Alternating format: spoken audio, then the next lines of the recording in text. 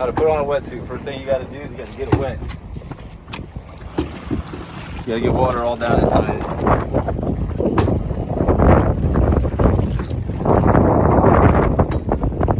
This is a closed cell wetsuit, so it's real sticky. It sticks to your hair, so if you get it wet, it'll slide right on. It's a 3mm rife. If you don't get it wet, it sticks to your hair. It feels like it's going to rip it out.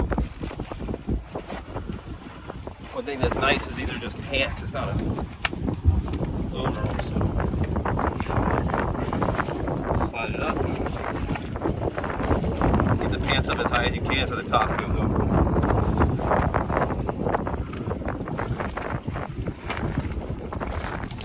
Get your arm all the way in, your hand.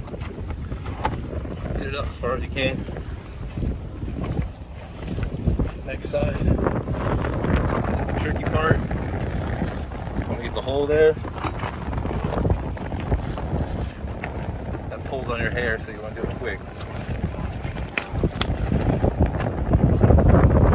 gotta leave your tail. You don't have to use this, but you can.